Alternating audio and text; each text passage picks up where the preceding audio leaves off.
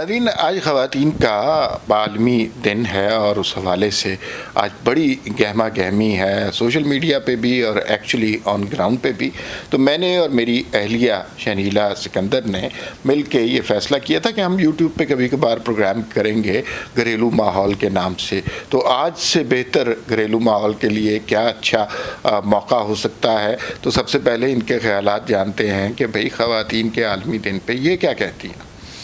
ख़वातीन के आलमी दिन के मौके पर मैं तमाम ख़वातीन को ख़राज अक़ीदत पेश करना चाहती हूँ। हर वो ख़वातीन जो अपनी अपनी जगह पे कहीं ना किसी सिस्टम के अंदर रहकर जो जद्दोजहद कर रही हैं, उन सब को ख़राज अक़ीदत पेश किया जाता है। वो चाहे सियासी लेवल के ऊपर हो, चाहे वो बिज़नेस वुमेन हो, चाहे वो आर्मी के अंदर हैं, चाहे वो मीडिया के अंदर ख़वातीन हैं। क्योंकि जितनी भी ख़वातीन हैं वो जिस शोबे में भी होती है उसको वहाँ पर अपना मकाम बनाने के लिए बहुत जद्दोजहद करनी पड़ती है।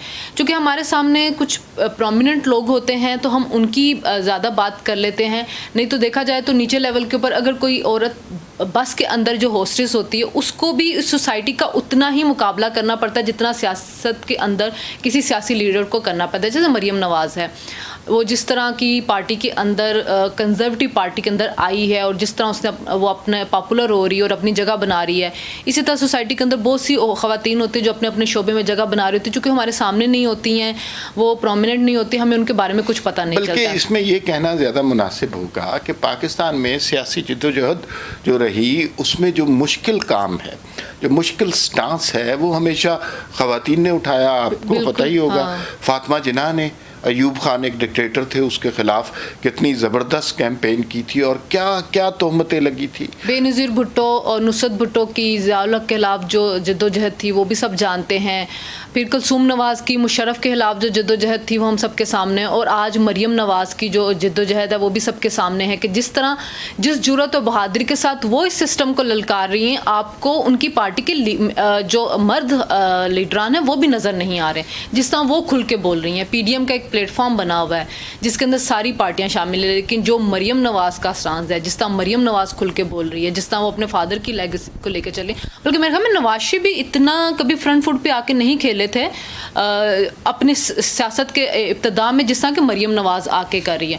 और फिर मरियम नवाज़ को जिस तरह के चैलेंजेस का सामना है, हर दूसरे दिन उनको धमकाया जा रहा होता है, कभी जेल की धमकी, कभी नैब के नोटिस आ रहे होते हैं, और जिस किस्म का तूफ़ान ने बदतमीज़ी गालम गलोच उनके ख़िलाफ़ होता है, जो हुकूमत के तर्जुमान जो ज़ुबान इस्तेमाल करते हैं, हालांकि उनमें एक खातून भी शामिल है।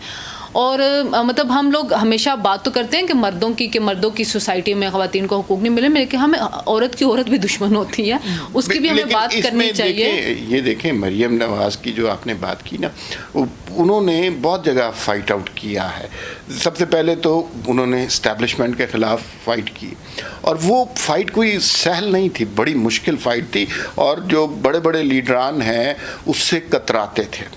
मरियम नवाज़ ने उसको 2 कदम आगे जाकर फ़ाइट किया और बड़ी कोशिश की गई कि मरियम नवाज़ को बेसिकली भगा दिया जाए, इग्नोर किया जाए, लेकिन जो भगाने की ख्वाहिश रखते थे अब वो खुद भागने का रास्ता तलाश कर रहे हैं। मरियम नवाज़ की जो पार्टी है, मतलब नवाज़ लीग जो है, उसके अंदर ख़वातीन भी बहुत आना शुरू हो गई हैं और ये भी एक बहुत अच्छा खुशाइन जो सिनेरियो बन रहा है। अभी आपने डस्का का इलेक्शन देखा होगा, उसमें नौशीन शाह ने जिस तरह वहाँ पे इलेक्शन लड़ा है, ये एक बहुत अच्छी एक मिसाल कायम हुई है कि वो जो जिस तरह वो गई हैं पोलिंग स्टेशन पे, जो पोलिंग रुकी हुई थी उन्होंने उनको खुलवाया, रिटर्निंग ऑफिसर के ऑफिस में बैठ के अपने रिजल्ट के इंतज़ार करती नहीं। फिर जब एक जगह पे पुलिस वालों के साथ उनका टाकरा हुआ तो एक पुलिस वाले ने उसको कहा कि मैं आपको गोली मार दूंगा, वो सामने खड़ी हो गई।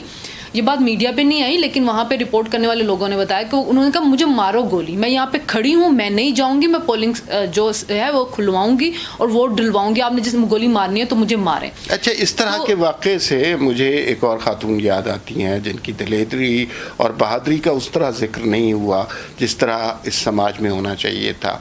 वो आसमा जहांगीर थी। आसमा जहांगीर ने जिस तरह डिक्टेटर्स के ख़िलाफ़, जिस तरह इस्टेब्लिशमेंट के ख़िलाफ़ स्टांस लिया था, मेरा नहीं ख्याल कि पाकिस्तान में किसी भी मर्द ने इतनी कुव्वत से और इतनी बहादुरी से वो स्टांस लिया हो, बल्कि ये जो मंजर जैसे आपने बताया ना नौशीन का, इसी तरह आसमा जहांगीर के भी विजुअल मौजूद हैं कि पुलिस वाले तशद्दुद करना चाह रहे हैं और वो ललकार के उन्हें कह रही हैं कि मार सकते हो गोली तो मारो। ये बड़ी बहादुरी की बात है। और फिर जिस कुव्वत के ख़िलाफ़ वो लड़ रही थी वो बहुत खौफनाक और बहुत ताकतवर लोग हैं, लेकिन ख़वातीन ने सियासी तौर पर जो शऊर दिया है इस माशरे को, मेरे ख्याल में मर्दों ने उस तरह काम नहीं किया। आसमा जहांगीर की देखिए बात ये थी कि उनके मुखालफिन भी होंगे, उनके सराहने वाले भी होंगे, लेकिन ये बात हमेशा लिखी जाएगी कि वो तारीख की दुरुस्त सिमत पे खड़ी रही हैं। उन्होंने कभी अपना फ़ायदा या नुकसान नहीं देखा, उन्होंने हमेशा हक सच की बात की है। बहुत से लोग उनके मुखालिफ भी हैं, लेकिन आसमा जहांगीर जैसी बहादुर ख़वातीन भी इस माशरे में बहुत कम है। अगर उन जैसी 100,000 भी हो जाती तो इस माशरे की एक रुख जो है ना वो तब्दील हो जाता। आज ख़वातीन का आलमी दिन है, उसके ऊपर जब भी औरत मार्च होता है तो एक कंट्रोवर्सी खड़ी कर दी जाती है जी के बहुत से स्लोगन होते हैं जिनके ऊपर एतराज़ात उनके शुरू हो जाते हैं और उन स्लोगन को समझने की कोशिश भी नहीं की जाती। देखें, इस माशरे में सब कुछ ठीक नहीं भी हो रहा, सब कुछ बुरा भी नहीं हो रहा। मेरे जैसी प्रिविलेज ख़वातीन बहुत कम होती हैं जिनको हर तरह की आज़ादी मिली हुई होती है, जिनके ऊपर कोई रोक टोक नहीं थी। लेकिन क्या इसी माशरे के अंदर औरतों के ऊपर तेज़ाब नहीं फेंका जाता? कि इसी माशरे के अंदर औरतों को जलाया नहीं जाता? कि इसी माशरे के अंदर औरतों को तालीम हासिल करने से नहीं रोका जाता? क्या इसी माशरे में औरतों का रेप नहीं होता, छोटी छोटी बच्चियों का रेप नहीं होता? तो जो ये मार्च होता है, इन मार्च को होने दें, इससे एक शऊर फैलता है, एक आगाही फैलती है। आहिस्ता आहिस्ता लोगों को शऊर आता जाएगा कौन सी चीज़ ठीक है, कौन सी गलत है। लेकिन उसको रोक देना, उसके खिलाफ एक मुहिम चलाना, उसके ऊपर पथराव करना, आज इस्लामाबाद इंतज़ामिया ने औरत मार्च की इजाज़त नहीं दी। देखिए, आप हर तरह के मार्च की इजाज़त दे रहे होते हैं।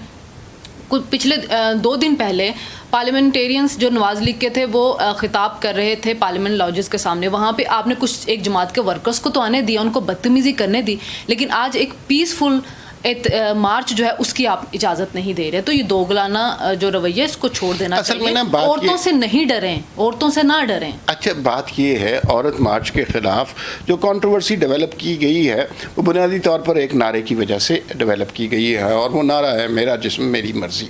और फ़र्ज़ कीजिए कि ये नारा ना होता तो कोई और कंट्रोवर्सी ज़रूर डेवलप की जाती, कोई ना कोई वजह अनाज ज़रूर हो जाती। देखिए, हर नारे के मुख्तलिफ मफ़ाहीम होते हैं, मुख्तलिफ मकासद होते हैं। जाने क्यों इस नारे में लोगों को ये बात समझ आई कि शायद ये बेहयाई की तरफ लोगों को राग़िब करता है या कोई एक्स्ट्रा मैरिटल अफेयर्स की बात हो रही है। ये बात बिल्कुल नहीं है। मेरे ख्याल में हर एक की अपनी तौजीह होती है। मैं जितना इस नारे को समझा हूँ कि मेरा जिस्म मेरी मर्ज़ी उस औरत का नारा है जिसको घरों में मारा पीटा जाता है, जिसके चेहरे पर तेज़ाब फेंक दिया जाता है, जिसको कत्ल कर दिया जाता है, जिसको रेप कर दिया जाता है, जिसके साथ जिस्मानी तशद्दुद होता है, जिसके साथ ज़हनी तशद्दुद होता है। तो उस औरत को अपने जिस्म पर इख्तियार है, उसका हक़ है कि अगर उसके ऊपर कोई जुल्म हो रहा हो तो वो उसके लिए आवाज़ ज़रूर बुलंद करे। देखिए, औरत आपसे कुछ नहीं मांग रही, वो सिर्फ ये कह रही है कि हमें भी इंसान समझें, हमें भी इस माशरे में उसी तरह के हकूक़ दे दे जो मर्दों के। मुझे भी तालीम हासिल करने का हक़ होना चाहिए, मुझे भी हक़ होना चाहिए कि मैं अपनी मर्ज़ी से शादी करूँ, मुझे हक़ होना चाहिए कि मैं अपनी मर्ज़ी का प्रोफेशन जो है उसको इख्तियार करूँ, मुझे भी हक़ होना चाहिए कि मैं अपना करियर बनाऊँ। देखें, आप औरत जो होती है वो बहुत ज़्यादा कुर्बानियाँ देती है। आप देखें, औरत जो होती है वो जब बाहर जाके काम करती है तो घर आके घर भी संभालती है। मर्द ये नहीं करता। मर्द हर तरह की जो सहूलतें होता है वो लेता है और उसके बाद वो मजलूम बनने की कोशिश भी करता है। आपको औरत के लिबास में भी बेहयाई नज़र आती है, आपको औरतों के नारों में भी बेहयाई नज़र आती है, आपको औरत की बात करने में भी बेहयाई नज़र आती है। सिर्फ ये बेहयाई, फहाशी, हर चीज़ को आप औरतों के साथ मत जोड़ दें। अगर हर औरत की मर्ज़ी है, उसको उसकी मर्ज़ी का लिबास पहनने की इजाज़त होगी, उसको उसकी मर्ज़ी की फील्ड चुनने की इजाज़त होगी। मैं ना तो कहूँगी कि जो जीन्स पहनना चाहती हैं उन पे पाबंदी लगाएं, जो बुर्का पहनना चाहती है उनके खिलाफ तनकीद करें। नहीं, जो बुर्का पहनना चाहती है वो बुर्का पहने, जो जीन्स पहनना चाहती है वो जीन्स पहने, जो पढ़ना चाहती हैं वो पढ़ें, जो नहीं पढ़ना चाहती वो उस औरत की अपनी मर्ज़ी है। लेकिन औरत को हकूक़ दें, ज़िंदा रहने के हकूक़ दें, सांस लेने की आज़ादी दे दें। लेकिन इसमें देखिए, ये एक तो ये इसका समाजी और अखलाकी पहलू है ना, जिसमें कुछ लोगों ने जाने क्यों औरत की आज़ादी को रेहानियत और फहाशियत से तौजीह दे दी। दूसरी बात ये है कि हमने अपने मुल्क की ख़वातीन को घरों में कैद करके रखा हुआ है, काम करने की उन्हें इजाज़त नहीं है, बिज़नेस करने की उन्हें इजाज़त नहीं है, अपनी मर्ज़ी से दुनिया मरीख पे पहुंच रही है। हमारे यहाँ ये बहुत बड़ा मसला है कि कोई लड़की अपनी मर्ज़ी से शादी कर सकती है कि नहीं कर सकती, और इस पे बड़ी कत्लो गारत होती है। इसमें ये बात याद रखनी चाहिए कि हमने इस सोच के ज़रिए पाकिस्तान की 50% आबादी को गैर फ़ाल कर दिया है। अगर ये 50% आबादी काम करे, फ़ाल हो, इकॉनमी में कंट्रीब्यूट करे, तो मेरे ख्याल में इससे बहुत ज़्यादा फ़ायदा हो सकता है और इस मुल्क की तकदीर बदल सकती है। सारी दुनिया में ये हो रहा है, औरतें हर फील्ड के अंदर आ रही हैं, काम कर रही हैं, और उनको देखिए आपकी सारी गैरत औरतों से किससे मंसूब हो चुकी हुई है। आपके के लिए सबसे आसान टारगेट औरत है। गाली भी दी जाती हो तो माँ की, बहन की दी जाती है।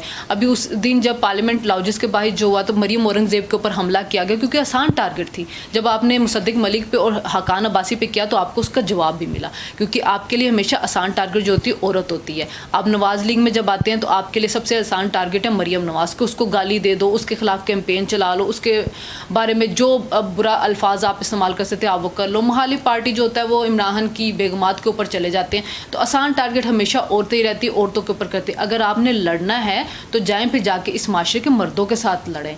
औरतों को आसान टारगेट समझना छोड़ दें, और अब औरतें आसान टारगेट रही भी नहीं है। आपको बहुत सी ख़वातीन जो सियासत के अंदर, मीडिया के अंदर, दूसरी फील्ड में आ रही हैं, बहुत मजबूत खातून हैं और वो सब आपका मुकाबला करना जानती हैं। इस आज के दिन पे यही पैगाम है आपको कि औरतों को आसान टारगेट समझना छोड़ दें।